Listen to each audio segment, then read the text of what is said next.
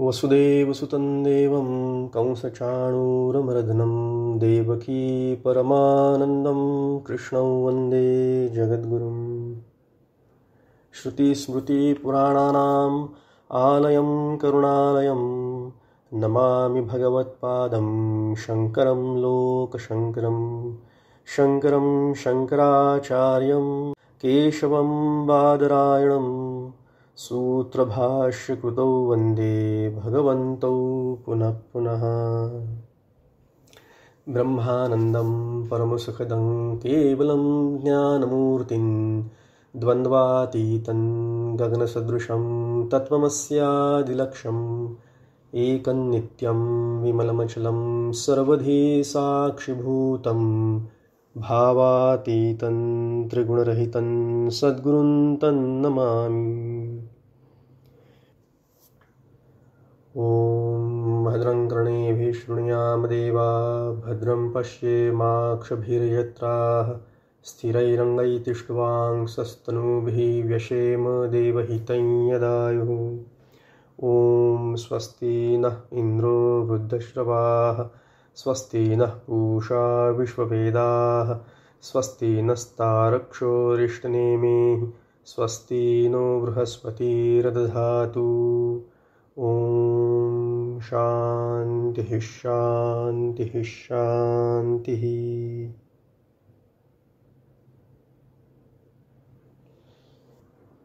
भगवान गोपाल कृष्णाच्या चरणी वंदन करतो। जगद्गुरु श्रीमद आदि शंकराचार्य यांच्या चरणी नमन करतो। आमचे श्रीगुरु परमपूज्य डॉक्टर काका आणि आचार्य परमपूज्य मंदाताई यांना सुद्धा साष्टांग नमन करतो। सकल संतांना वंदन करतो। उपस्थित सर्व श्रोतृवर्ग, साधक, उपनिषदप्रेमी आपणा सर्वांना सुद्धा सादर अभिवादन करतो आणि आजच्या चिंतनाला प्रारंभ करतो। आपला विषय चालला आहे मुंडक उपनिषद, त्यातील तिसरं मुंडक आणि त्यातला दुसरा खंड। मागच्या वेळेला काही मंत्रांचा अभ्यास आपला करून झाला।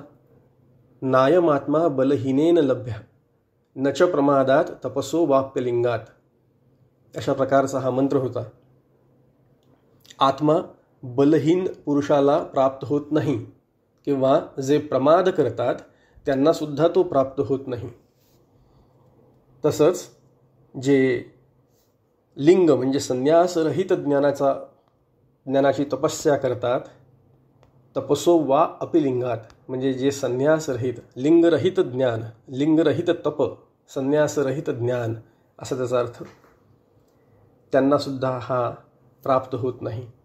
मग कशा प्रकारे प्राप्त होईल याचा बरोबर उलटा अर्थ आपण करून घ्यायचा।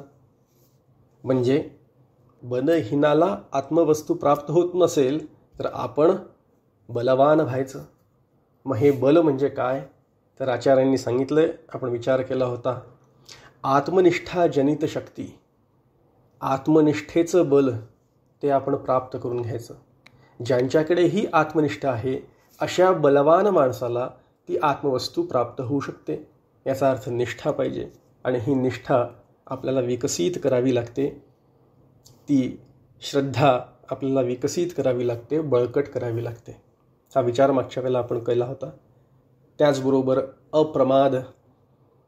अप्रमाद म्हणजे प्रमाद न करणं, जे शास्त्रांनी वर्णन केलेलं आहे त्याच्यामध्ये आसक्ती, विषयांच्या बद्दलची जी आसक्ती आहे त्या आसक्तीचा त्याग सांगितलेला आहे। प्रमाद म्हणजे आसक्ती आणि अप्रमाद म्हणजे आसक्तीचा त्याग। विषय आपल्याला जखडून ठेवत नाहीत, लक्षात ठेवा। विषयांचं आपल्याला बंधन नसतं।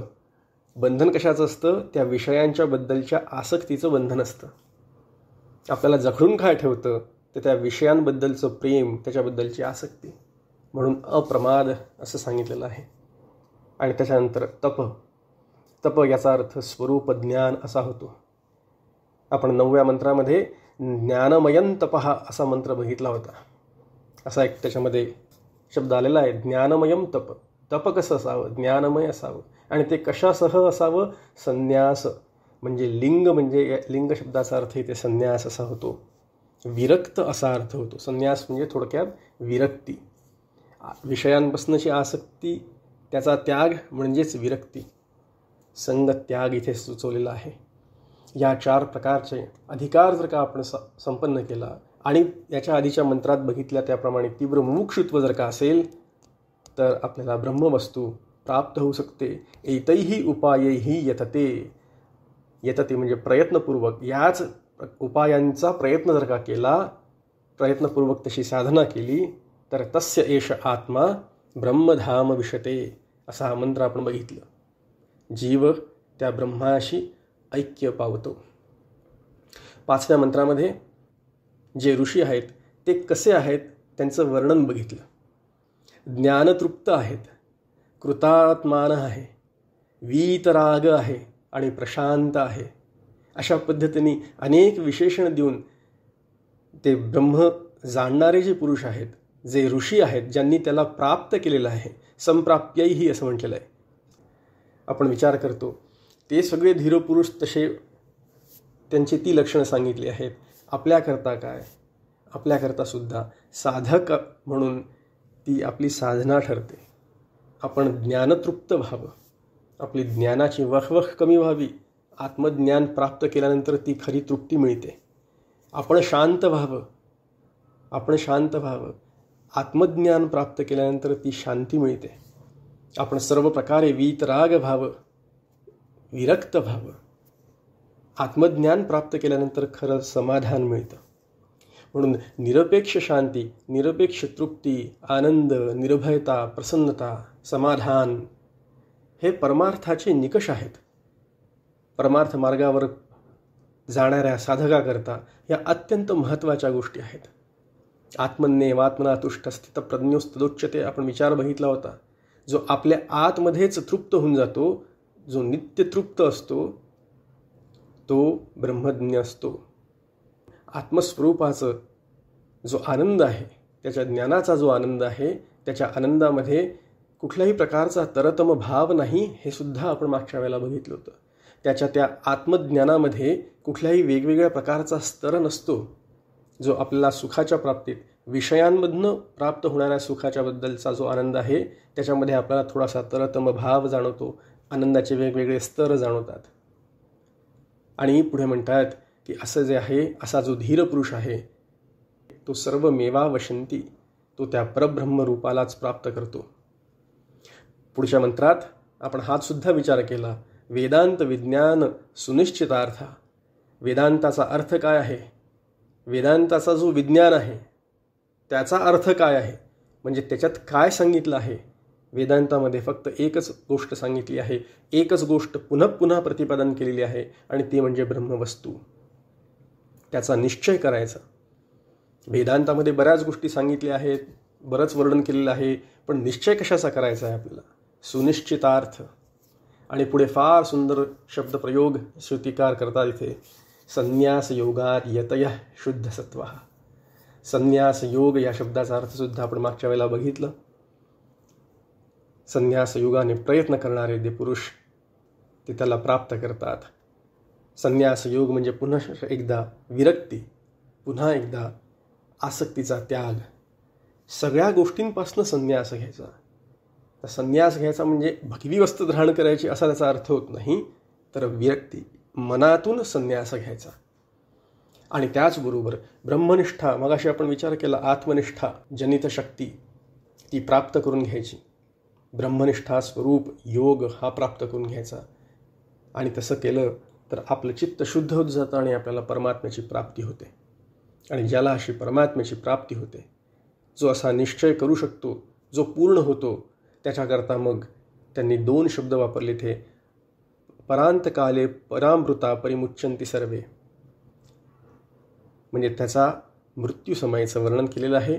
परांतकाल, श्रेष्ठ काल, तो मुक्त होऊन जातो, मुक्तच असतो. आपण बघितलं, जे सिद्ध नाहीत, जे बद्ध आहेत, त्यांच्याकरता अपरांत काल असं सांगितलं आहे. जे बंधनामध्ये बांधलेले आहेत, संसाराच्या बद्दलची आसक्ती ज्यांच्या मनामध्ये आहे, संसार सत्य वाटतं अशा प्रकारची अविद्या ज्यांच्यामध्ये आहे, त्यांचा काल अपरांत काल आहे. त्यांना परत परत जावं लागतं आणि परत परत जन्माला यावं लागतं. म्हणून त्याला अपरांत काल, निकृष्ट काल असं म्हटलेलं आहे. आणि जे ब्रह्मविद्या प्राप्त करणारे जे असतात, ज्यांनी ब्रह्मविद्या प्राप्त केली आहे त्यांना देहत्यागानंतर ती मोक्ष मिळतो असा इथे अर्थ नसून या देहातच त्याला मुक्त आणि आनंदाची स्वरूप प्राप्ती होते. एक लक्षात ठेवा, मोक्ष म्हणजे दुसरं तिसरं काही नाही तर दृढ मिथ्यत्व निश्चय. या जगताबद्दलचा, या देहाबद्दलचा दृढ मिथ्यत्व निश्चय असणं म्हणजे मोक्ष लक्षात ठेवायचं. जे संसाराचा त्याग करायला जातात, संसाराचाच त्याग करायची आवश्यकता नाही, संसाराच्या सत्यत्व बुद्धीचा त्याग करायचा. संसार सत्य आहे ह्या विचाराचा, या अविवेकाचा त्याग करायचा. हीच अविद्या आहे. म्हणून या अविद्येपासून जो निवृत्ती घेतो त्याला मोक्ष मिळतो. मोक्ष म्हणजेच ज्ञानप्राप्ती. दृढ मिथ्यत्वनिश्चय असो संसाराबद्दलचा, किंवा मी ते ब्रह्म आहे असा सहा अहम असा दृढ भाव असो, अशी आत्मनिष्ठा असो, अशी ब्रह्मनिष्ठा असो, असं झालं तर ब्रह्मप्राप्ती होऊ शकते. आपण पुढच्या मंत्रांकडे विचार करू आता. मंत्र क्रमांक 7. या 7व्या मंत्रामध्ये उपनिषदकार आपल्याला सांगतात, गतः कलः पंचदश प्रतिष्ठा देवाश्च सर्वे प्रतिदेवतासु कर्माणि विज्ञानमयश्च आत्मा परेव्यये सर्वे एकी भवन्ति.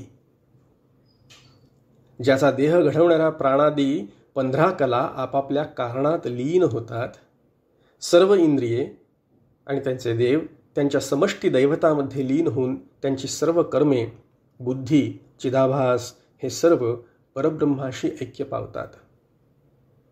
सुंदर मंत्र आहे. त्याचा थोडासा अन्वय बघून आपण पुढे जाऊ. पंचदश कलहाच सर्वे देवाः. देह जेव्हा नाश पावतो, जेव्हा देह त्याग होतो, त्यावेळेला काय होतं इथे वर्णन चाललंय. त्यावेळेला 15 कला, पंचदश कला म्हणजे 15 प्रकारच्या कला. कला म्हणजे थोडक्यात सरळ अर्थ केला तर अवयव असा होतो. त्या सगळ्या मनासहित जे सगळ्या कला आहेत, कुठल्या आहेत आपण बघूया. सगळी इंद्रिये ही त्यांच्या त्यांच्या देवतांमध्ये विलीन होतात. प्रतिदेवतासु गतः प्रतिष्ठा असं म्हटलेलं आहे. समष्टी देवतांमध्ये जाऊन, आपापल्या अभिमानी देवतेमध्ये जाऊन ते सगळ्या इंद्रिया आणि सगळ्या कला विलीन होतात, स्थित होतात. प्रतिष्ठा. आणि पुढे म्हणतात कर्माणि विज्ञानमयश्च आत्मा सर्वे. सगळ्या प्रकारची कर्म, संचित, प्रारब्ध, क्रियमाण, ही सगळी जी आपण कर्म, याचा विचार आपण केलेला आहे, त्यातील संचित आदी जी कर्म आहेत ती सगळी कर्म आणि तो विज्ञानमय आत्मा म्हणजे जीव हा सुद्धा परे अव्यये एकी भवन्ति. परे म्हणजे परम, अविनाशी, अव्यय जे तत्व आहे, ज्याच्यात व्यय नाही असं जे तत्व, त्या नित्य परब्रह्मामध्ये एकरूप होऊन जातात. थोडक्यात जीव आत्माकार होतो. जीव आणि आत्मा एकच आहे. जीवो ब्रह्मैव नापरः याची अनुभूती येते. आता हे अनुभूती येते पुन्हा देहपतनाच्या वेळेला येते असा त्याचा अर्थ नाही. त्याचा देह त्यागल्यानंतर तो त्याच्याशी एकरूपच झालेला आहे असा त्याचा अर्थ. कला शब्द आलेला आहे इथे. पंचदश कला. जेवढ्या कला असतात तेवढ्याच त्याच्या प्रतिष्ठा पण असतात, तेवढेच त्याचे देव असतात. त्याचे एक एक अधिष्ठात्री देवता असते. इंद्रियांच्या सुद्धा अधिष्ठात्री देवता असतात. वाणीची देवता उदाहरणार्थ अग्नी अशी आहे. इंद्रिय जर का असतील आपले ते इंद्रियांची म्हणजे दृष्टीची देवता चक्षु, याची देवता आदित्य सूर्य असे आहे. तर ह्या देवता आणि ह्या कला कधी सुरू होतात तर जेव्हा देहधारणा होते त्यावेळेला या 15 कला येतात, आपल्याला प्राप्त होतात. 15 अवयव आपल्याला प्राप्त होतात असं म्हणू आपण.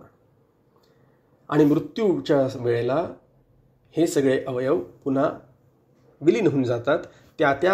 त्याचं जे कारण आहे, त्याची जी अधिष्ठात्री देवता आहे ती अधिष्ठात्री देवता त्या समष्टीमध्ये विलीन होऊन जाते. एक एक करत सगळेजण निघून जातात. अशा प्रकारचं वर्णन इथे केलेलं आहे. ह्या 15 कला कुठल्या याचं मार्मिक चिंतन प्रश्नोपनिषदामध्ये झालेलं आहे. आपण जेव्हा त्या ग्रंथाचा अभ्यास करू, त्या उपनिषदाचा अभ्यास करू, तेव्हा कुठल्या कला आहेत त्या कळेल. त्याच्यात त्यांनी 16 कलांचं वर्णन केलेलं आहे. 16 कला आहेत. श्रद्धा, आकाश आदी पंचमहाभूत, इंद्रिय, मन, अन्न, वीर्य, तप, मंत्र, कर्म, लोक आणि नाम अशा या 16 कला आहेत. त्या 16च्या 16 कला घेऊन मनुष्य देह जन्माला येतो. मग इथे तर त्यांनी म्हटलं आहे की 15 कला निवृत्त होतात. मग एका कलेचं काय झालं? एक अशी कुठली कला आहे जी निवृत्त होत नाही?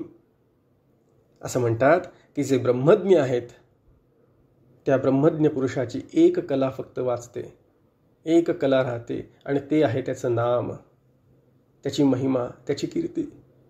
त्याचं नाव तेवढं शिल्लक राहतं, बाकी सगळ्याच्या सगळ्या कला विलीन पावतात.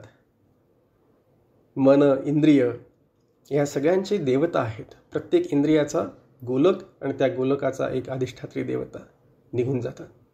सर्वच्या सर्व लीन पावतात. क्रियमाण म्हणजे आगामी जे कर्म आहेत होणारी ती, किंवा पूर्वीच्या काळी करून ठेवलेली जी संचित आहेत ती संचिताची कर्म, ती सगळीच्या सगळी नाश पावतात. आपण भगवद्गीतेचा अभ्यास करता तेव्हा वाचलेलं आहे, ज्ञानाग्नी सर्व कर्माणी भस्मसात कुरुते अर्जुन. ज्ञान सर्व कर्मांचा नाश करतं. म्हणून सगळी जी कर्म आहेत ती सुद्धा, संचित कर्म काय किंवा आगामी येणारी कर्म काय, नाश पावतात. म्हणजे ती सुद्धा नाहीशी होतात. आणि अंततः जीव म्हणजे विज्ञानमय आत्मा जो आहे तो सुद्धा विज्ञानमय का म्हटलेला आहे? ज्यांनी पंचदशीचा अभ्यास केलेला आहे त्यांना कळेल. पंचकोश विवेकामध्ये विज्ञानमय असा एक कोश असतो.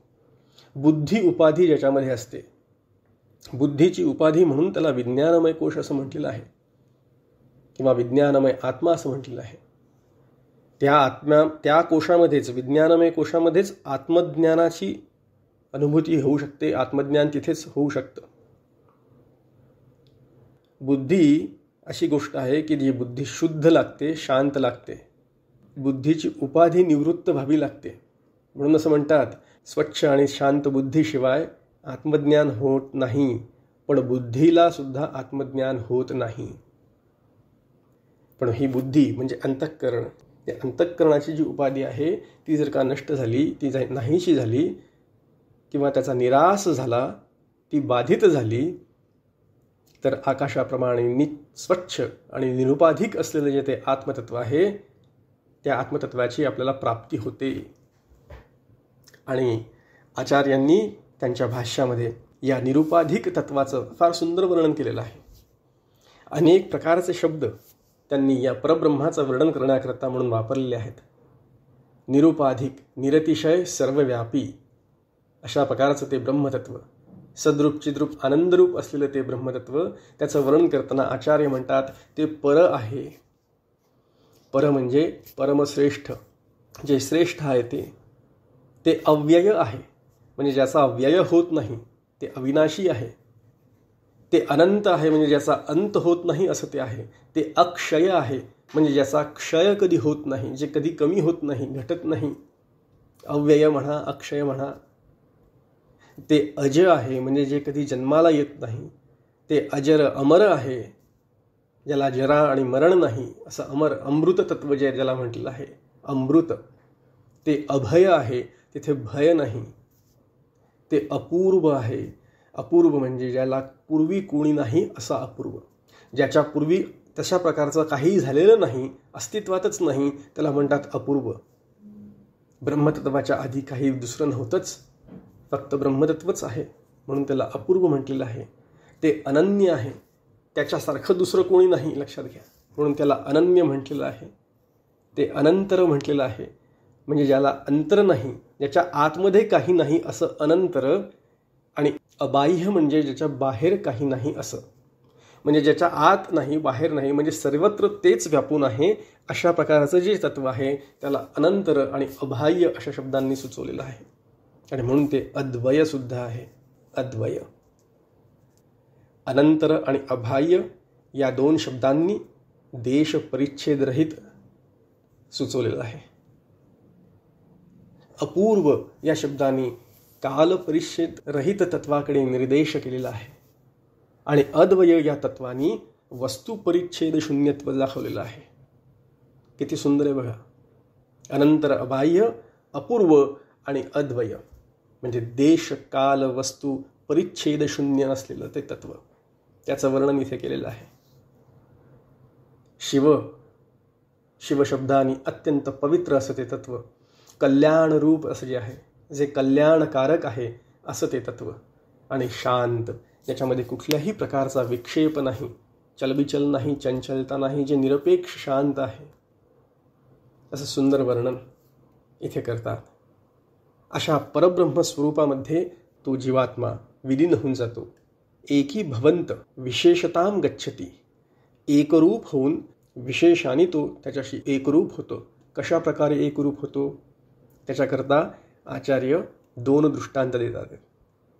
पहिला दृष्टांत आहे, ज्याप्रमाणे भांड्यामध्ये पाणी घेतलं असेल आणि त्या पाण्यामध्ये सूर्याचं प्रतिबिंब पडलं असेल, तर ज्याप्रमाणे ते भांड्यातलं पाणी नाहीसं झाल्याबरोबर प्रतिबिंबसुद्धा नाहीसं होऊन जातं, पण सूर्य जसा असतो तसाच असतो, अगदी त्याप्रमाणे प्रतिबिंब नष्ट झाल्याबरोबर ते प्रतिबिंब त्या बिंबात एकरूप होऊन गेलेलं असतं.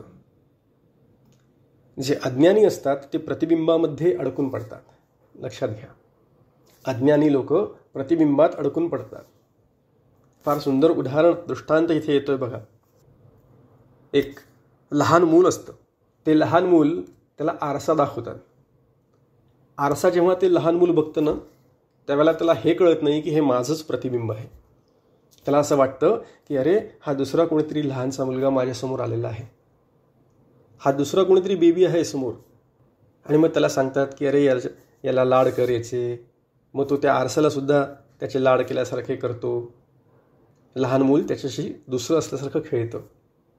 थोडं मोठं झालं ना ते मूल, की त्याला कळतं की हे आपलंच प्रतिबिंब आहे, माझंच प्रतिबिंब आहे ते. आणि इतकं असं वाटतं माझंच प्रतिबिंब आहे की त्या आरशातल्या प्रतिबिंबाला तो त्याचंच स्वरूप समजतो. आणि जेव्हा कोणी एखादी मोठी व्यक्ती येऊन त्या आरशाला बघते आणि आरशाला दटावते, आरशाला रागवते किंवा आरशाला मारण्याचं नाटक करते, त्यावेळेला त्या लहान मुलाला असं वाटतं की कोणीतरी मलाच रागवतंय, मलाच मारतंय. आणि ते लहान मूल त्याच्यामुळे रडायला सुद्धा लागतं. ते रडतं का? कारण प्रतिबिंब म्हणजे मी आहे अशी खोटी चुकीची समजूत त्याने करून घेतलेली आहे. जे अज्ञानी असतात ते प्रतिबिंबाशी एकरूपत्व बाळगतात. जे ज्ञानी असतात त्यांना हे कळतं की मी म्हणजे प्रतिबिंब नसून मी म्हणजे बिंब आहे. मग आपण बिंब प्रतिबिंबाचा प्रयोग केला होता, आठवत असेल तर. टॉर्चचा आणि काचेचा गोळ्याचा प्रयोग आठवा. त्या टॉर्चमधला प्रकाश त्या काचेच्या गोळ्यामध्ये पडतो, ते प्रतिबिंब, तो जीवात्मा. तो गोळा निघून जातो काचेचा, पण प्रतिबिंब बिंबामध्ये पुन्हा एकरूप येतं. प्रतिबिंबाला बिंबामध्ये विलीन व्हायचं आहे. जो ज्ञानी असतो तो हे जाणतो की मी म्हणजे प्रतिबिंब नाही. दुसरं उदाहरण इथे आचार्य देत आहेत, ते म्हणजे घट. घट जेव्हा फुटतो त्यावेळेला घटातलं घटाकाश त्या महाकाशात विलीन होऊन जातं. घट फुटला की घटाच्या उपाधीमध्ये युक्त असलेलं जे घटाकाश आहे ते घटाकाश त्या महदाकाशात विलीन होऊन जातं. अगदी त्याचप्रमाणे हा घट जेव्हा फुटतो, शरीराचा घट जेव्हा फुटतो, त्यावेळेला या घटामध्ये व्याप्त असलेलं ब्रह्मतत्व, ज्याला आपण आत्मा म्हणतो, ते त्या व्यापक ब्रह्मतत्वामध्ये विलीन होऊन गेलेलं असतं, होऊन जातं. एक लक्षात ठेवा, आपल्याला असं वाटतं की घटानी त्या आकाशाला परिच्छिन्न केलेलं आहे. घटानी त्या आकाशाला म्हणजे घटाकाशाला महदाकाशापासून वेगळं काढलेलं आहे. खरंच तसं होतं का? जरा विचार करा. घटानी आकाशाला भेद केलेला आहे का? घटाची ही उपाधी आहे. आकाश घटात जेवढं आहे तसंच तेच आकाश बाहेर सुद्धा आहे त्या घटाच्या. पण उगाच आपण कल्पना करतो की हे घटानी व्याप्त केलेलं आकाश, म्हणून त्याला घटाकाश असं संबोधतो आपण. पण घटानी काही त्या आकाशाला भेद केलेला नाहीये, त्या आकाशाला परिच्छिन्न केलेलं नाही, लक्षात ठेवा. त्याचप्रमाणे हा देह किंवा हे अंतःकरण त्या ब्रह्मतत्वाला कधीही परिच्छिन्न करत नसतं. जेवढं प्रारब्ध आहे त्याप्रमाणे आपला देह जसा चालायचा आहे तसा हे शरीर जोपर्यंत टिकणार आहे तोपर्यंत टिकतं. पण देहपात झाल्यानंतर मग तो जीवात्मा मुक्त होतो अशी काही लोकांची धारणा आहे. पण वेदांताचं तसं नाही. वेदांत म्हणतं की या जीवाचं या देहात असतानाच या देहाची जीवदशा बाधित करून त्यांचा निराश करून ज्यांनी आत्मदशा प्राप्त केलेली आहे तो या देहातच मुक्त झालेला आहे. आणि म्हणून त्याला जीवनमुक्ती असं नाव आहे. एक आहे विदेहमुक्ती देहपातानंतरची आणि दुसरी आहे जीवनमुक्ती किंवा सद्योमुक्ती. आणि अशी सद्योमुक्ती त्याला प्राप्त होते. यन्गत्वा न निवर्तन्ते तद्धाम परमं मम, असं ते धाम ते परमधाम त्याची प्राप्ती त्या जीवाला होते. त्याच्याकरता उपनिषदकारांनी पुढच्या मंत्रामध्ये एक सुंदर दृष्टांत आपल्यासमोर मांडलेला आहे. मंत्र क्रमांक 8. यथा नद्यः संयमानः समुद्रस्ते गच्छन्ति नामरूपे विहाय तथा विद्वान् नामरूपाद् विमुक्तः परात्परं परमं पुरुषमुपैति दिव्यम्. ज्याप्रमाणे वाहणाऱ्या नद्या समुद्राला मिळताना आपली नावे व रूपे सोडून देतात, त्याप्रमाणे ज्ञान झालेला जीव नाम रूपापासून मोकळा होऊन त्या उत्तम पुरुषात विलीन होतो. अतिशय सुंदर समर्पक असा हा दृष्टांत आहे. यथा संद्यमानः नद्यः म्हणजे ज्याप्रमाणे वाहणारी एखादी नदी नामरूपे विहाय म्हणजे आपलं नाम आणि रूपाचा त्याग करून समुद्रे अस्तं गच्छन्ति म्हणजे समुद्रामध्ये अस्त पावते म्हणजे समुद्रामध्ये विलीन होऊन जाते.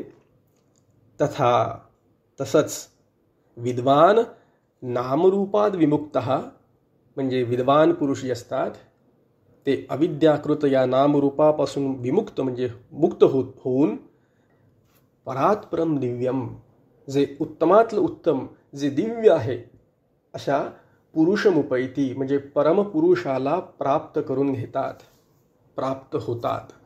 अशा प्रकारचा हा मंत्र आहे. नदीची उपमा दिलेली आहे. आपण सगळेजण जाणता पर्वतावरनं निघालेली ती नदी एकच ध्येय असतं तिचं, खालती वाहत जाते. फक्त जितक्या जोरात जशी पडेल तशी कोसळायची असेल तर कोसळते धबधब्यावरनं, पण कधीही थांबत नाही कुठे. सतत एकच ओढ सागराला जाऊन मिळायचं. स्वतःचं अस्तित्व त्या सागरामध्ये जाऊन समर्पित करते. सागराशी एकरूप होण्याकरता म्हणून ती निघून पडते. अगदी त्याचप्रमाणे ह्या साधकांनी सुद्धा त्या ब्रह्माशी एकनिष्ठ व्हायचं असेल, एकरूप व्हायचं असेल, तसेच प्रयत्न करत, नदीसारखेच प्रयत्न करत सलग त्या परब्रह्माच्याकडे धाव घ्यायची आहे. आपल्याला त्या परब्रह्मामध्ये एकरूप करायचं आहे. आपलं अस्तित्व, आपलं नाव, आपलं रूप म्हणजे आपला जीवभाव, आपला अहंकार, मुख्य म्हणजे मी आणि माझं ही धारणा, आपलं ममत्व, आपल्या सगळ्या इच्छा, आकांक्षा, अपेक्षा या सगळ्यांचा त्याग करायचा. आणि आपला जीवभावाचा त्याग केला तर आपण आत्मभावात अलगद हळूच प्रवेश करू शकतो. जर का जीवभावाचा त्याग करू शकलो तर. आणि एकदा ती नदी ज्या वेळेला सागराला जाऊन मिळते त्यावेळेला सागरात गेल्यानंतर त्या नदीला वेगळेपणाने काही दाखवता येत नाही, वेगळेपणाने सांगता येत नाही की ही सागरातली ही बघा, हे जे आहे हे पाणी गंगेचं आहे, हे पाणी गोदावरीचं आहे, हे पाणी कृष्णेचं आहे, असं कुठल्याही पद्धतीने सांगता येत नाही. ती नदी जेव्हा सागराला मिळते त्यावेळेला त्याला सागरच म्हणतात. त्या नदीचं नाम आणि रूप नाहीच होऊन जातं. गंगा गंगा म्हणून राहत नाही, लक्षात ठेवा. कितीही पवित्र नदी असली तरी सागराला मिळाल्यानंतर ती सागरासारखी होऊनच जाते. म्हणून माझा वेगळा असा अभिमान काही नाही, असा अभिमानरहित होऊन तो त्या परब्रह्म स्वरूपाला प्राप्त होतो. आणि एक वेळ जेव्हा आपण अशा पद्धतीने परब्रह्म स्वरूपाला प्राप्त होतो त्यावेळेला जीवभावात उरत नाही.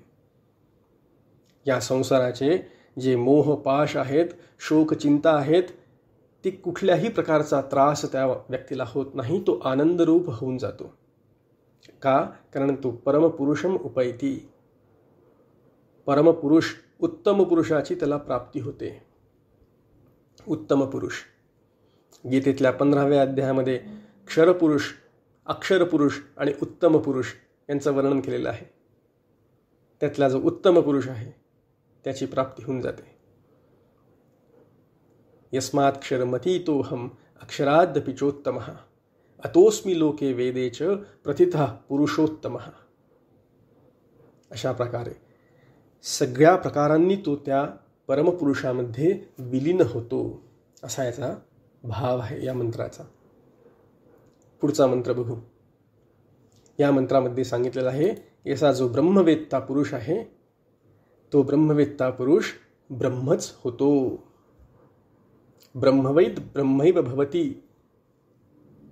हे जे श्रुतिवचन आहे ते या मंत्रात आलेलं आहे. मंत्र क्रमांक 9. स यो ह वै तत् परमं ब्रह्मवेद ब्रह्मैव भवती नास्यात् ब्रह्मविद कुले भवती तरति शोकं तरति पाप्मानं गुहाग्रंथिभ्यो विमुक्तो मृतो भवती. असा जो कोणी असतो तो परब्रह्मवेत्ता हा निश्चयानेच परब्रह्म स्वरूप होऊन जातो. त्याच्या कुळात ब्रह्म न जाणणारा कोणीच नसतो. शोक व पाप यांच्या तो अतीत होतो आणि त्याच्या अंतःकरणरूप गुहेतील अविद्याग्रंथी पूर्णपणे निघून जातात, सुटून जातात आणि तो मुक्त आणि अमर होतो. तत्परमं ब्रह्मवेद, त्या परमब्रह्माला जाणणारा. तत्परमं ब्रह्मवेद, वेद म्हणजे जाणणं, ज्ञान करून घेणं. ब्रह्म एव भवती, ब्रह्मविद भवती म्हणजे ब्रह्म एव भवती, तो ब्रह्मच होतो. ब्रह्माला जाणणारा ब्रह्मच होतो, निश्चयपूर्वक ब्रह्मच होतो, निश्चितच ब्रह्मच होतो. आणि एवढंच नाही तर अस्य कुले अब्रह्मविद न भवती असं सुद्धा म्हटलेलं आहे. याच्या कुळामध्ये ब्रह्माला न जाणणारा सुद्धा कोणी होत नाही. शोकम तरती पापमानम तरती म्हणजे शोक आणि पाप यातनं सुद्धा तो निघून जातो आणि हृदयातल्या ज्या गाठी आहेत, ग्रंथी आहेत, त्यांच्यापासून सुद्धा तो मुक्त होतो आणि अमृतो भवती म्हणजे अमर होतो. साक्षात ब्रह्म मी आहे असं जो जाणतो त्याला कुठली दुसरी गती राहत नाही. लक्षात घ्या. ब्रह्म जाणणारा ब्रह्मच होऊन जातो असं जेव्हा म्हणतायत त्यावेळेला त्याला कुठेही दुसरीकडे जायची गरज नाही असं इथे सुचवणं चाललंय. शंकराचार्य म्हणतात तत्परमं ब्रह्मवेद साक्षात अहमवेवावस्ती न अन्यांग गतिं गच्छति. त्याच्यात दुसरी कुठलीही गती उरत नाही. मागच्या वेळेला आपण विचार केला होता, मागच्या मंत्रांमध्ये बघितलेलं असताना, की जे बद्ध असतात ते जेव्हा आपल्या देहाचा त्याग करतात त्यावेळेला त्यांचा लिंगदेह एकापासून दुसऱ्या देहाकरता जातो आणि दुसरा देह तो धारण करतात आणि एका जन्मापासून दुसऱ्या जन्माकडे किंवा एका मृत्यूपासून दुसऱ्या मृत्यूकडे ते जात राहतात. जे ब्रह्मविद असतात, जे ब्रह्मच झालेले असतात, त्यांना अशा प्रकारची कुठलीही गती मिळत नाही. त्यांना त्या गतीची आवश्यकता लागत नाही. ब्रह्मप्राप्तीमध्ये कुठल्याही प्रकारची बाधा त्यांना उरत नाही. इथे असा प्रश्न उपस्थित केलेला आहे शंकराचार्यांनी की कोणाची प्रतिबंध येतो का त्याला, तर नाही. कुठल्याही प्रकारचा प्रतिबंध त्याच्या बाबतीत उरत नाही. देवतागण सुद्धा त्याच्यामध्ये कुठल्याही प्रकारचा प्रतिबंध निर्माण करू शकत नाही, कारण त्यांनी ब्रह्म काय आहे हे जाणलेलं असतं. म्हणून सगळ्यात खरा प्रतिबंध कुठला असेल तर शंकराचार्य म्हणतात अविद्या हाच मुख्य प्रतिबंध आहे. ब्रह्मरूप होण्याकरता अविद्या हाच मुख्य प्रतिबंध आहे. आणि मग पराविद्या ज्यांनी प्राप्त केलेली आहे, अविद्येला ज्यांनी नष्ट केलेलं आहे, त्याच्याकरता आता दुसरा कुठलाही प्रतिबंध नाही आणि त्याच्याकरता आता दुसरी कुठलीही गती सुद्धा नाही. प्राप्त करण्याकरता काही राहिलेलं नाही, त्याला काही मिळवण्याकरता त्याच्याकरता काही राहिलेलं नाही आहे. हे लक्षात ठेवायचं. शरीर जोपर्यंत असेल, देहधारणा जोपर्यंत असेल, त्यावेळेला या देहाच्या बाबतीत ज्या काही आपण त्याला प्रतिबंध म्हणू, म्हणजे रोग व्याधी अशा प्रकारे जे काही निर्माण होतात ते होत राहतील. पण त्याची भूमिका अशी असते की हे होणारे सगळे प्रतिबंध किंवा हे होणारे सगळे व्याधी ह्या देहाकरता आहेत, त्या माईक आणि मिथ्या आहेत, कारण देहसुद्धा मिथ्या आहे. मी मात्र ब्रह्मरूप आहे. असा तो ब्रह्मरूप झालेला जो ब्रह्मवेत्ता पुरुष आहे त्याच्याकरता दुसरं काही राहत नाही. त्याला कुठे यायचं नाही, कुठे जायचं नाही. आपपरभाव त्या ठिकाणी नाही. तो सगळ्यांचाच जीवात्मा होऊन जातो, सगळ्या देवतांचा सुद्धा आत्मा बनतो. कारण त्याच्याकरता दुसरं काही राहत नाही, अद्वैत तिथे प्रस्थापित झालेलं असतं. तो कोणाचाही द्वेष करत नाही, कोणाच्याबद्दलची आसक्ती किंवा प्रेमसुद्धा त्याला उरत नाही.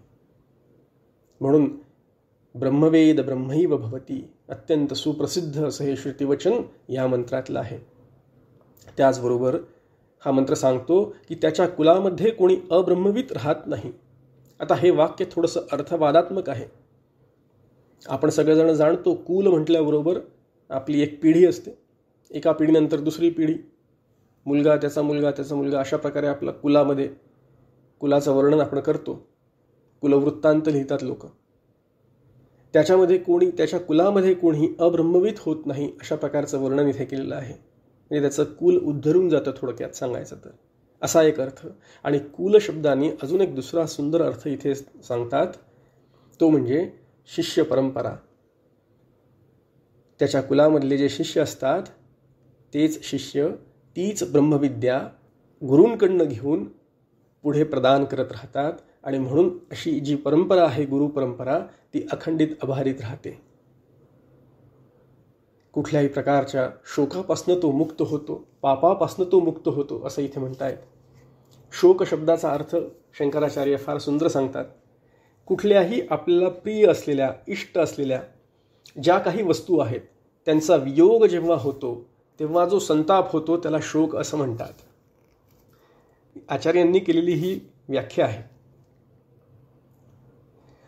आता हा जो ब्रह्मवित पुरुष आहे त्याला कुठल्याही प्रकारचा शोक होत नाही, कारण कुठल्याही प्रकारचा इष्ट वस्तू आणि त्या इष्ट वस्तूंचा वियोग, ह्या दोन्ही गोष्टी त्याच्याशी, हे द्वैतच त्याचं संपलेलं असतं. इष्ट आणि अनिष्ट, प्रिय आणि अप्रिय, योग वियोग संयोग, हे त्याच्या बुद्धीत, त्याच्या डिक्शनरीतच नसतं. आणि म्हणून तो जिवंत असून सुद्धा पापरहित होतो, शोकरहित होतो. हृदयग्रंथींपासून तो विमुक्त होतो असं म्हटलेलं आहे. विमुक्त होतो म्हणजे काय? हृदयातल्या ग्रंथी, कुठल्या ग्रंथी आहेत याचा विचार आपण मागे केलेला आहे. ह्या मुंडक उपनिषदाचं फळरूप असा जो मंत्र आहे त्या मंत्राचा आपण अभ्यास केलेला आहे दुसऱ्या मुंडकामध्ये. भिद्यते हृदयग्रंथी चिन्यते सर्व संशया क्षीयन्ते चास्य कर्माणि तस्मिन् दृष्टा परावरे, असा तो मंत्र आहे. याचं चिंतन आपण केलेलं आहे. त्यामध्ये हृदयग्रंथींचा अभ्यास करत असताना त्याचा अर्थ अविद्या आणि वासनात्मक काम आणि कर्म ह्याच ग्रंथी आहेत असं शंकराचार्य आपल्याला सांगतात. अविद्या हीच ग्रंथी. अविद्या म्हणजे काय? हा देह आणि हे जगत हे सत्य आहे असं मानणं, याला अविद्या असं म्हणतात. आणि हे सत्य आहे असं मानल्यामुळे पुढे अविद्येमुळे कामाची म्हणजे इच्छांची निर्मिती होते. आणि इच्छा निर्माण झाल्यामुळे कर्म करावी लागतात. आणि कर्म केल्यामुळे कर्मफल भोगावं लागतं. अशी ती सगळी संगती आहे. म्हणून इथे सांगतात की तो पाप पुण्यापासून मुक्त होतो, सुकृत दुष्कृतांपासून तो मुक्त होतो. ते ब्रह्मरूप आपणची आंगे सारासार विचार प्रसंगे करणे न करणे वावगे काहीच न उरे. समर्थ रामदास स्वामी आपल्याला सांगतात ब्रह्मरूप झाल्यानंतर, ते ब्रह्मरूप आपणची आंगे, ब्रह्मरूप झाल्यानंतर काही करावं लागत नाही, काही टाकावं लागत नाही, कुठे यावं लागत नाही, कुठे जावं लागत नाही, कशाचाही विचार करावा लागत नाही, काहीतरी मिळवण्याकरता म्हणून खटपट करावी लागत नाही, काहीतरी नको अशा प्रकारची बुद्धीसुद्धा होत नाही. काही असावं, काही जावं, काही हवं किंवा काही नको अशा प्रकारचा कुठलाही त्याचा भाव तिथे शिल्लक उरत नाही. असा या मंत्रांचा आविर्भाव आहे. फार सुंदर मंत्र आहेत हे सगळे. यांचा अभ्यास करावा, यातली साधना शिकून घ्यावी, समजून घ्यावी. सिद्धांची जी लक्षणं आहे त्याचा पण बारकाईने विचार करावा. प्रशांत आपण बघितलं, ज्ञानतृप्त आपण बघितलं, वीतराग हा आपण शब्दाचा अभ्यास केला. असा अभ्यास जेव्हा हळूहळू आपण करायला लागतो त्यावेळेला ब्रह्मतत्वाला प्राप्त करण्याकरता म्हणून काय करावं लागतं याचा आपल्याला अंदाज येतो. आणि तसं होण्याकरता म्हणून थोडा तरी आपण प्रयत्न करू शकतो, थोडी तरी विरक्ती आपल्या अंगात आपण बनवू शकतो. ही सुंदर अशी ब्रह्मविद्या, ती ब्रह्मविद्या आणि त्याचा विचार या मुंडक उपनिषदामध्ये केला गेला आहे. शेवटचे 2 मंत्र आहेत. आता मंत्र क्रमांक 10 आणि 11 या मंत्रांमध्ये या ग्रंथाचा उपसंहार सांगितलेला आहे. उपसंहारामध्ये ही ब्रह्मविद्या कोणाला प्रदान करायची किंवा करायची नाही या दोन्हीचं वर्णन आता येत आहे इथे. मंत्र क्रमांक 10 बघू.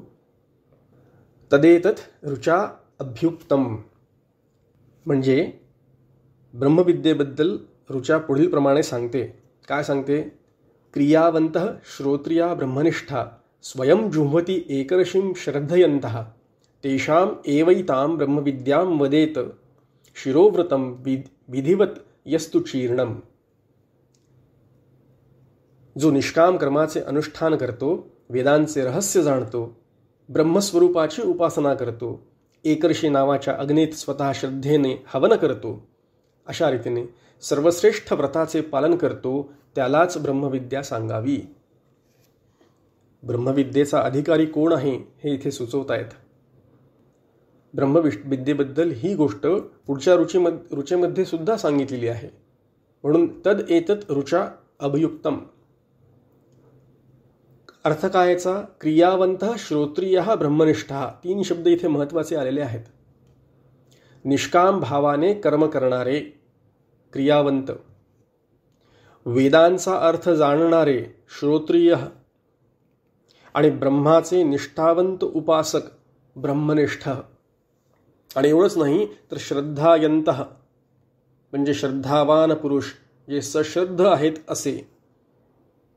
स्वयं एकर्षी जुह्वते म्हणजे एकर्षी नामाच्या अग्नीत जे हवन करतात.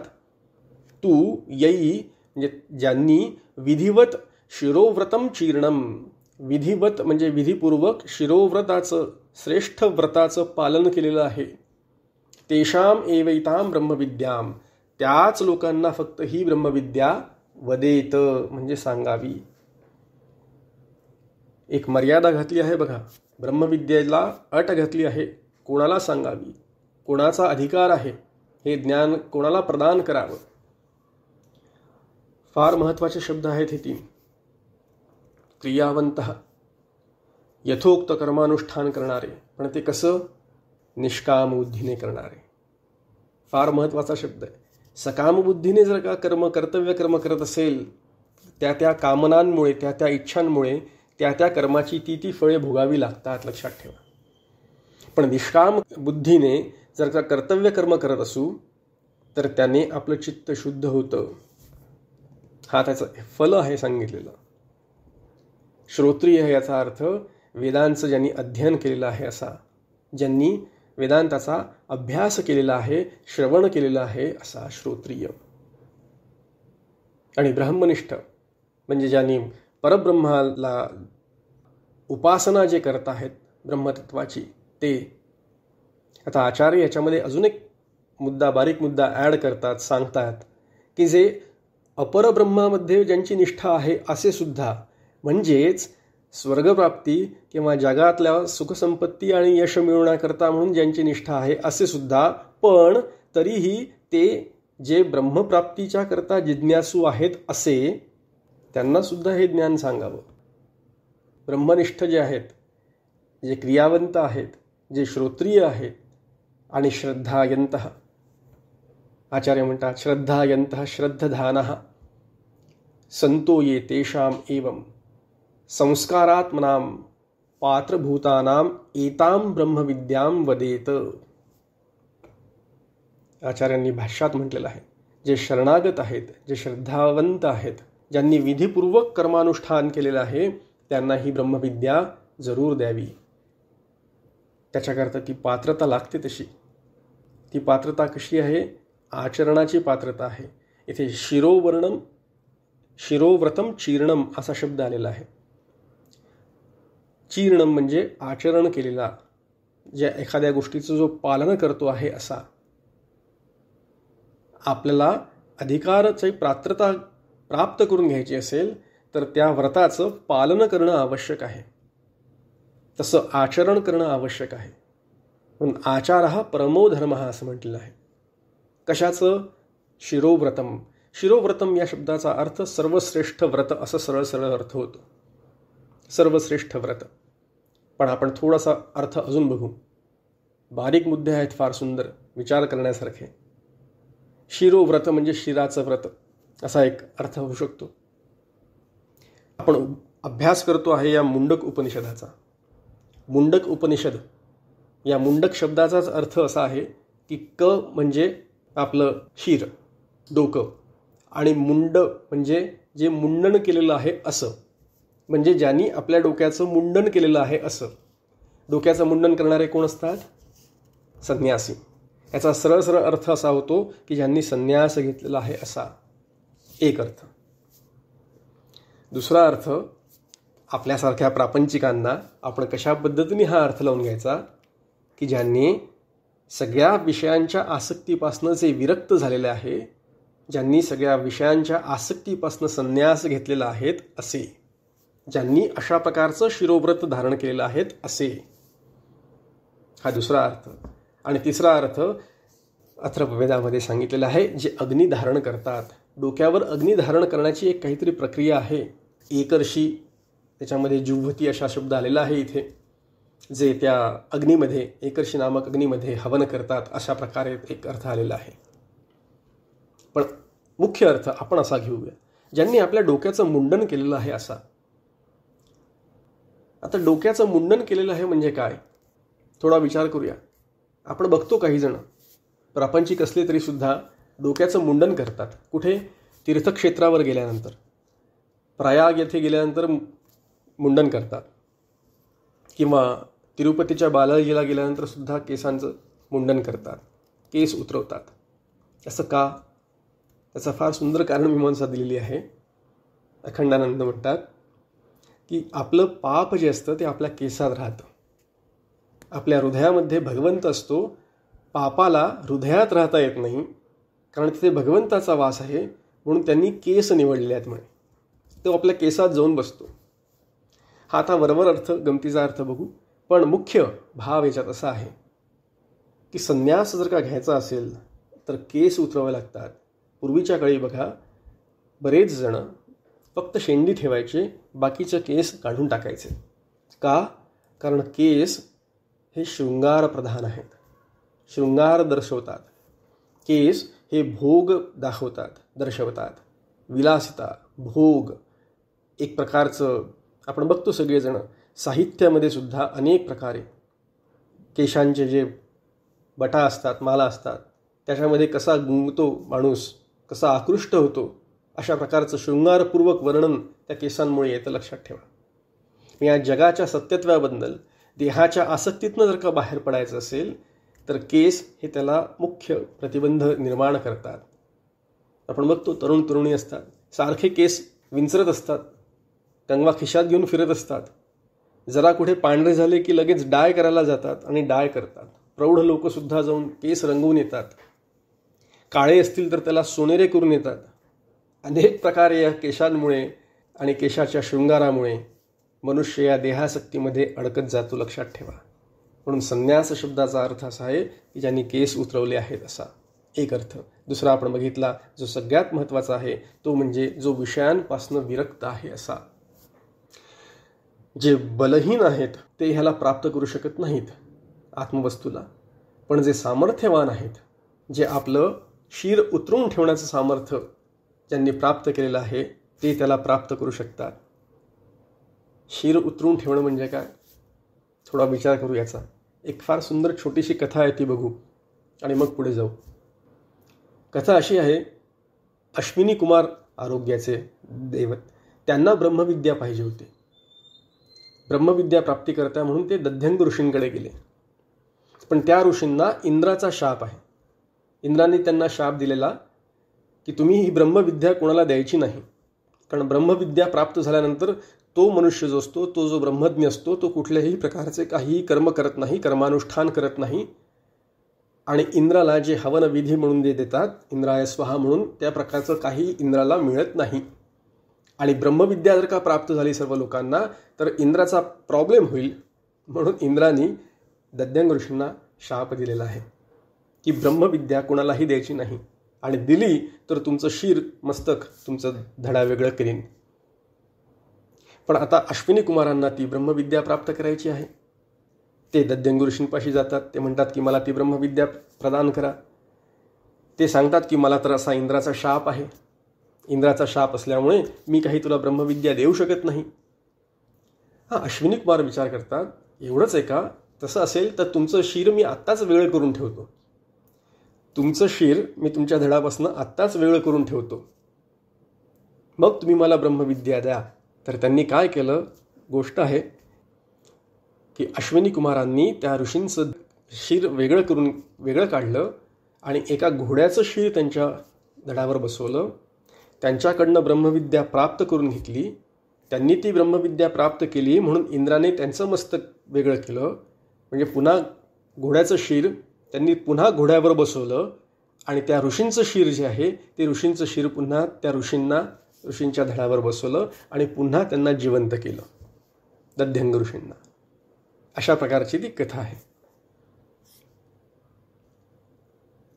थोडक्यात सांगायचा विचार काय ह्याच्यामध्ये, की गुरुसुद्धा आपलं शिर द्यायला तयार होतात ब्रह्मविद्या जर का प्रदान करायची असेल तर. आपण शिष्य म्हणून आपलं शिर द्यायला तयार आहोत का, हा विचार करावा. शिरोव्रतम म्हणजे अतिशय कठीण व्रत, सर्वश्रेष्ठ व्रत असं सांगितलं आहे. याचा अर्थ थोडा जाणून घेऊ आपण. सर्वश्रेष्ठ व्रत, शिर द्यायला तयार होणं, याचा अर्थ आपण अभिमानरहित होणं असा होतो. अभिमानरहित आहोत का झालेलो? आपण जेव्हा श्रीगुरूंच्या पाशी जातो त्यावेळेला अभिमान घेऊन जातो का अभिमानरहित होऊन जातो, ह्याचा विचार करावा. अतिशय नम्रपूर्वक विनयाने जाऊन श्रीगुरूंना प्रार्थना करायची असते, तेव्हा श्रीगुरू आपल्याला तशी ब्रह्मविद्या प्रदान करतात. तत्विधी प्रणिप्रातेन परिप्रश्नेन सेवया. आपण याच मुंडक उपनिषदामध्ये सुद्धा तद्विज्ञानार्थम स गुरुमेवाभिगच्छेत या मंत्राचा अभ्यास केलेला होता. म्हणून शिरोव्रतः याचा अर्थ, शिरोव्रत म्हणजे सर्वश्रेष्ठ व्रत, पण ते व्रत सुद्धा ज्यांनी आचरण केलेलं आहे, ज्यांनी आपल्या डोक्यातला अभिमान पूर्णपणे त्याग करून जे गुरूंना शरण गेलेले आहेत असं जर का गेलं असेल तर त्यांना ती ब्रह्मविद्या प्रदान करावी. परी संतांस व्यवसता योगज्ञानी पैसता गुरुचरण उपासिता वैराग्येसी. येणेची सत्कर्मे अशेषही अज्ञानविरमे जयांचे अहम विश्रामे आत्मरूपी. माऊलींनी आपल्याला फार सुंदर पद्धतीने सांगितलेलं आहे.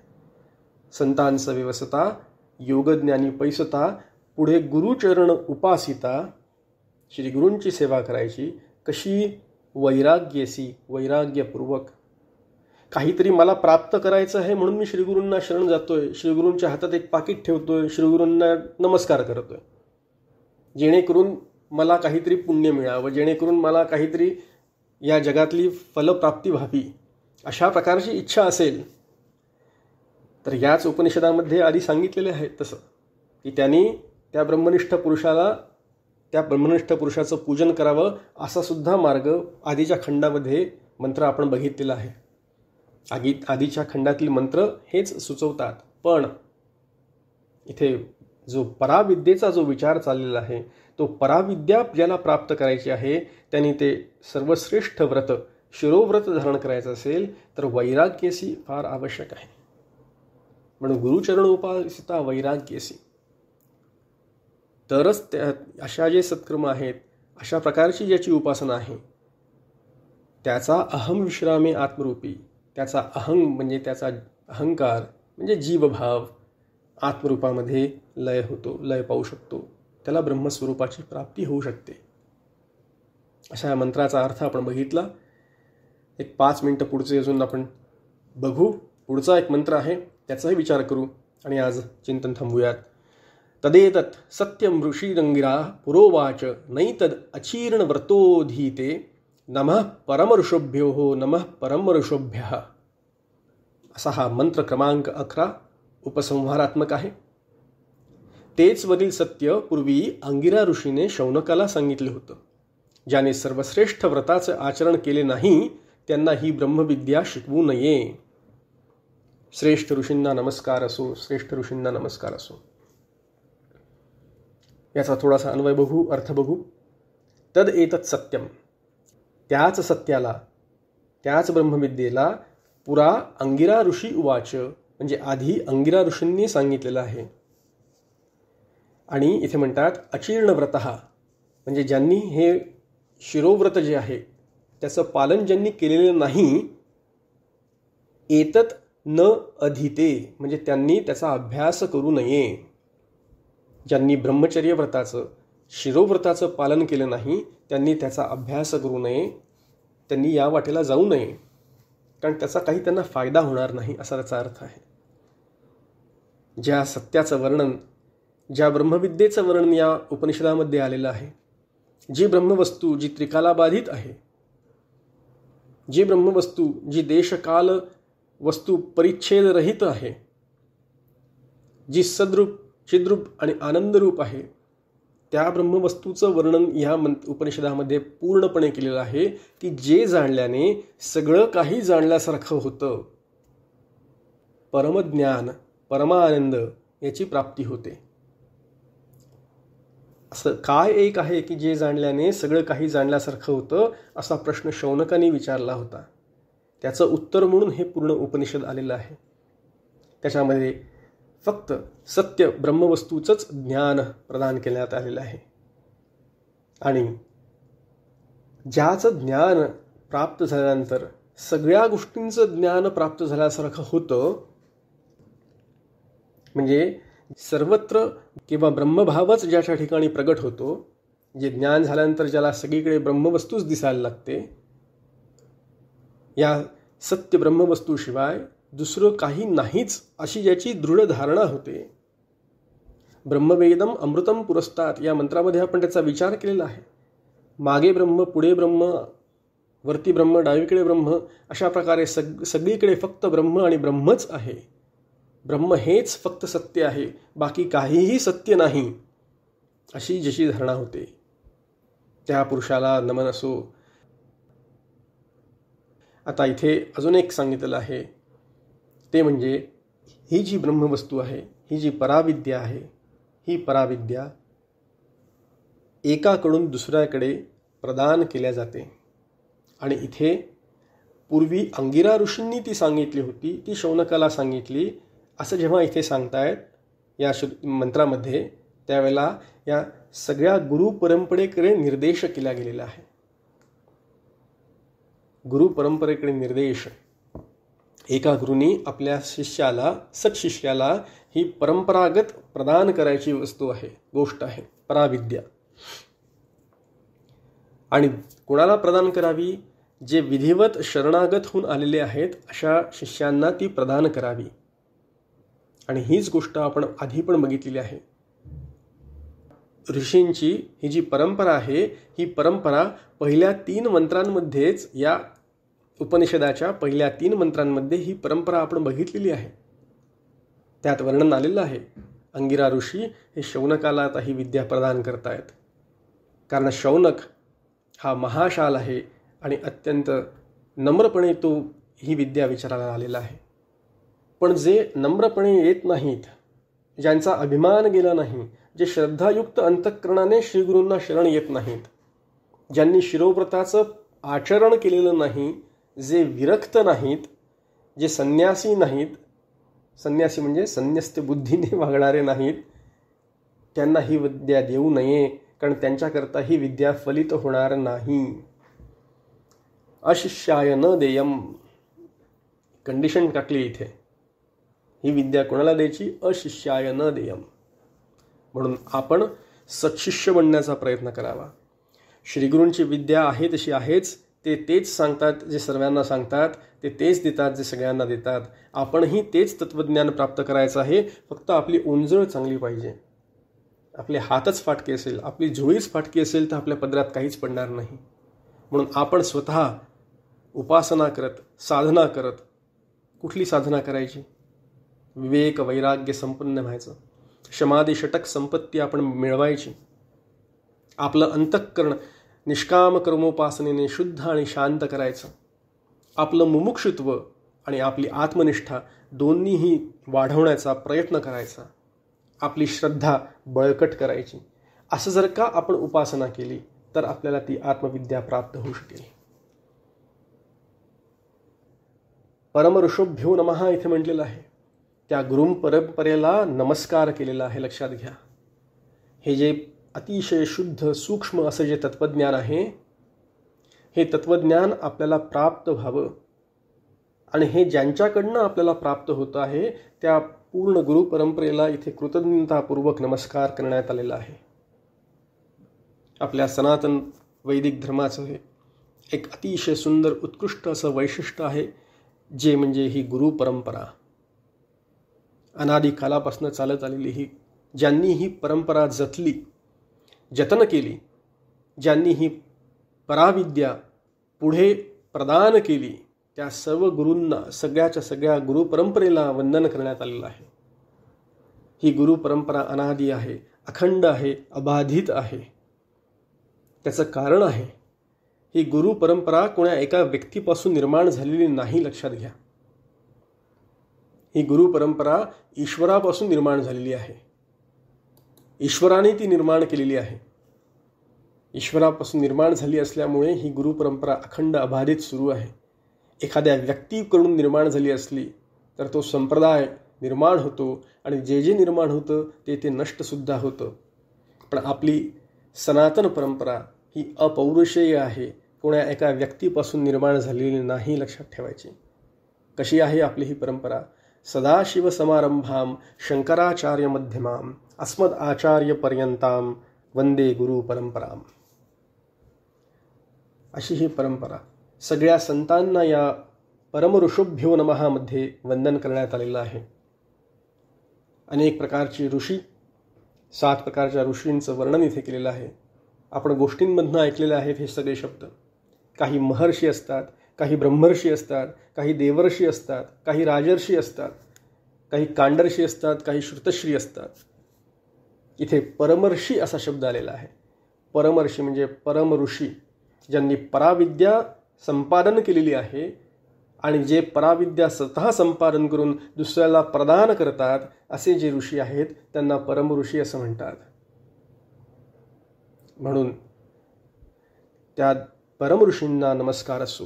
2 वेळेला असा नमस्कार करण्यात आलेला आहे. त्याची 2 कारणं आहेत. एक कारण म्हणजे आदरपूर्वक 2दा म्हटलं म्हणजे जरा जोर दिल्यासारखं होतं. आणि दुसरं कारण असं आहे की इथे ग्रंथाची समाप्ती झाली आहे असं सूचित करण्यात आलेलं आहे. जेव्हा एखादी गोष्ट आपण 2 वेळेला सांगतो त्यावेळेला जरा आग्रह, जोर लावल्यासारखा होतो. आपण कोणाला आमंत्रण देतो लग्नाचं, आमच्याकडे लग्न आहे, तुम्ही या बरं का, एवढंच म्हणून आपण थांबत नाही. आपल्याला जर का त्यांना बोलवायचं असेल, आग्रहाने बोलवायचं असेल तर आपण त्यांना 2 वेळा तसं सांगतो. नक्की यायचं बरं का, आठवणीने विसरू नका, नक्की या, असं परत परत सांगतो. 2दा सांगतो, आग्रहपूर्वक सांगतो. तसंच इथे त्या ऋषींना नमस्कार असो, नमस्कार असो असं म्हणून या ग्रंथाची समाप्तीसुद्धा सुचवली आहे. सगळ्यात शेवटी आपण शांती मंत्र पुन्हा एकदा म्हणू. ती म्हणण्याची पद्धती आहे. ग्रंथ समाप्त झाल्याची ती प्रथा आहे. ओम भद्रं कर्णेभिः शृणुयाम देवा भद्रं पश्येमाक्षभिर्यत्राः स्थिरैरङ्गैतुष्ट्वांसस्तनूभिः व्यशेम देवहितं यदायुः. ओम स्वस्ति न इंद्रो वृद्धश्रवा स्वस्ति नः पूषा विश्ववेदाः स्वस्ति नस्ताक्षो अरिष्टनेमिः स्वस्ति नो बृहस्पतिर्दधातु. ओम शांतिः शांतिः शांतिः. हरि ओम तत्सत्. कृष्णाय वासुदेवाय हरये परमात्मने प्रणतः क्लेशनाशाय गोविंदाय नमो नमः. गोपाल कृष्ण भगवान की जय. श्री सद्गुरुनाथ महाराज की जय. जय जय रघुवीर समर्थ. झालेली सेवा आणि मुंडक उपनिषदाचं चिंतन श्री सद्गुरूंच्या चरणी सादर समर्पित करतो. हरिओम तत्सत. हरिओम तत्सत.